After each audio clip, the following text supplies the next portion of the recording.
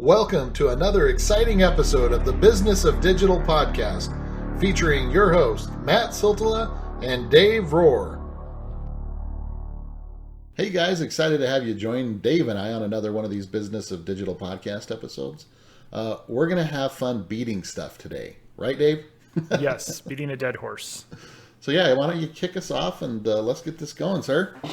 So a couple weeks ago, because we don't record every week, so we're joining this, and that's why I'm calling it We're Beating a Dead Horse. But I think not everyone pays attention to Twitter all day. And not everyone reads Roger Monti on SEJ sometimes.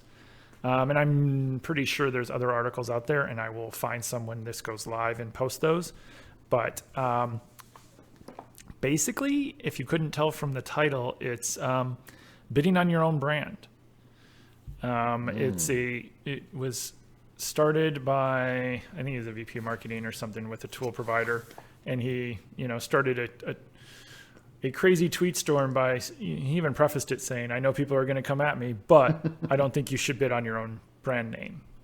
And I think a generalization like that is wrong. I agree. Here's us beating the horse. Yeah. But I think as a small business owner or even up to enterprise, it all comes down to offensive and defensive. Sorry, I don't know why I have a cough today. It's annoying for me and really for you. But it comes down to defensive. And we were bidding on one of my bigger PPC accounts right now. We did it for about 3 months, 6 months, somewhere in that range. We would turn it on and off. We had their brand name as a negative for every single campaign except for that brand. And we were just trying to see what variations, and we took out things like careers, jobs, some of their head people's names, and stuff like that. So it was trying to get more people interested in the product, or looking for reviews or different things like that we would do. So we'd have an ad pop up. If you did a search for brand name review or brand name, something like that, we would have an ad pop up. We already have internal pages, but we were like, no, let's get them into a funnel, onto a landing page that specifically really pushes them down to, whatever it is. Right. And we also did their brand. And we had it run for a while. We had some data, and then we shut it off completely. Just straight up shut it off. Wow. And I left all of the negatives in so that we don't have any PPC showing up for their name, in theory. Okay. Some slipped through. Organic rose. Oh, wow. And it's not surprising, but. Yeah. That was our question, is how much are we taking from organic that we wouldn't have to pay for? That said, the CPC was like 30 cents. Oh my gosh. The CPC was super small. I mean, you're talking about for... It's ridiculous.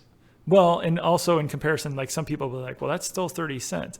Normally for a click, I don't have that account open right now, but we're anywhere from usually $5 to $15 with some of their variations up to 30, 35. So, 100 clicks at 30 cents is not gonna, it was a small blip in the budget. But we had lots of clicks, and we thought, well, what if we just turn it off now? No one was bidding on their name. So that was the other thing. It was like, okay, it's a defensive move and an offensive move at that time, but do we really need to play defense if no one else is bidding on our name right this moment? Yeah, that's true. And the answer was, as we looked, we did, a couple of people from different spots looked and said, okay, what if we do this one? What if we do this one? What if we do this one? We looked at Ahrefs and SEMrush and, did some comparisons and did some other tools and looked like, I don't really see anything. All right, let's shut it off. Huh. It's not a defensive thing anymore. And offensively, we wonder if we're shooting ourselves in the foot because we don't need it defensively. And interesting. The same number of leads came in, and now it's one less campaign and one less thing we have to worry about, And so I think that's what, the person that started this whole conversation recently was probably saying, is that if you're ranking number one, why would you bid on it? Yeah. And I think it's not to be an SEO answer, but it depends. Like, there are other circumstances and other things that go into it. Well, like the perfect example for us for a long time, the reason we did it was, I mean, there's always testing and stuff involved, but one of it was just more real estate taken up. I mean, quite simply, just simply to be one of the only things that's even seen on that screen. Everything you. But, well, it also depends on your niche. yeah. Like if you're a manufacturer, you know, say you're Nike, say you're Samsung, say you're Dell. Other people sell your products. Oh, yeah. You know, I have an ad for Whirlpool right now showing up. Don't know why, but you know, Whirlpool sells direct, and you know, also just from a brand awareness standpoint. Yeah. If your name is kind of ambiguous, or you know, if your name is, you know, Taco Stand 1, you know, located in Phoenix, Arizona. You know, a lot of competition. Yeah, there is going to be. There's a lot of good competition too, as Matt knows. Yeah.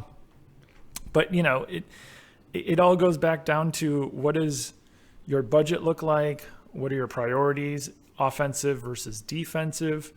And I don't think it's a simple answer of you shouldn't do it. No, or you should do it. I think agree. it's, as everything, it's something you should test. Yeah. Well, I mean, the example that you shared with the testing that you did that should have been enough for everyone to hear. I mean, that right there tells you what you need to know. But, It does, but it doesn't. I think it's something you have to monitor too. yeah. So, Well, you what know, what from all the, because this was one story that I think when it came out, like you were paying attention to a little bit better than me. But what, like, looking back, what would you say the most? You know, what side were people on the most? Were they split pretty even? Was it leaning more towards one way? Usually towards you should do it when needed. Like Martin MacDonald had a quote that I know showed up, and it was in this article. It was I mean, he's on the SEO side, but he said, I've tested this multiple times against hundreds of millions of dollars in brand spend in controlled tests. Bidding on your brand term every time was the ROI winner.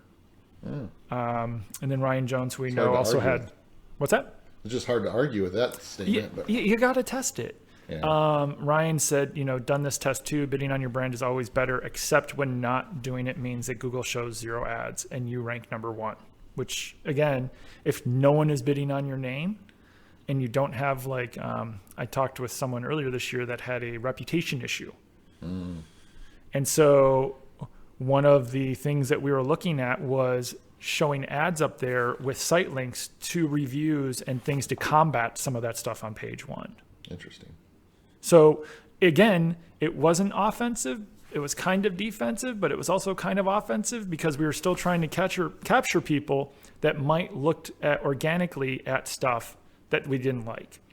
And also, you could also think of it offensively if, along that same lines, say you have a new product launch coming out and people always just search your name, but they don't know about that new product. Why not create an ad for yourself where that product comes up number 1 and do awareness? Yeah. I mean, then it's just an awareness, you know, thing. Yeah. Or in that other one, it was a reputation. It was like we were going to show site links and stuff to different reviews and videos and testimonials and different conversion pages that we normally might send people to. Well, I like it from what you said, simply from the new product point of view. Like, you know, if you have like something new coming out, and that's a great way to get it right there in front and center. So that's a great idea that even I learned right now. Well, and you could do it for your brand on different things. Like maybe, you know, because IT is backed up, or just the system you're on is a horrible user experience for support or for something. And you notice that in your Google search queries and maybe in your, you know, your search terms for Google ads, that people keep searching for this one thing. And once they get on the site, they're just not finding it. So why not, if you can't change the SEO side, you can do it from the PPC side. That's and why great. not in Google and Bing, protect yourself or try to get in front of it and say, hey, we saw, you know, looking for this part, here it is, boom, we'll take you right to it. And it'll cost you a little bit of money, but then you'll have a happy customer, stay a customer. rather than a customer who is annoyed that they can't find the part or they can't find the answer they want on your stupid site. Perfectly put. I mean, I was at, I know this will shock you, but I was at a concert recently, and before that I was at a brewery. You know what? I don't even have to reply to that. I know. And I may have been hanging out with a couple people that are brewers. Again, shock. shocker. And that was completely, that was by chance. They just happened to be there that day. They didn't even work there. Funny. I know I didn't get any work done for that hour, but it was an interesting thing because the two guys were talking about a product that one was thinking about, and the other one gave feedback. And one of the feedback was, he was like, it's blah, blah, blah, but the customer service is awesome. He's like, just for that alone, we use XYZ. Wow, that's great. And so it goes back to the retention and defensive, kind of somewhere in between defensive and offensive. If you just look at it as, oh, well, our leads are the same, but also the quality of leads are the same, and all of these other things, then don't bid on it. Do a test. But think of other reasons, or there might be other ways or things that you're trying to achieve that you can do it. Like, a new product launch. Just don't get caught up in the just the brand name part of it that we've been talking about. Realize that there's many, many, many different opportunities and ways to take advantage of something like that, is what you're saying. Yeah. And I don't know, I didn't even think of this as we were discussing doing this topic. I wonder if there's any examples out there of like a write-up or something, or a case study that people have done. Before this goes live, we will drop one. So if you don't usually visit the site or dig into our write-ups, go check out the website and go find our case study, because I honestly do not have one right this moment. I did not think of that. But I will find one and leave you one. We're not perfect here, people. No, sometimes when you're just talking, you just think of something. You're like, yeah, that's another good reason. Like, we had an outline, but that wasn't one of the things. I just thought of it. Or maybe you have a good reason to put Ryan to work. Yes. So maybe he has one. But yeah, I don't think it's so cut and dry as yes or no. I don't think it's,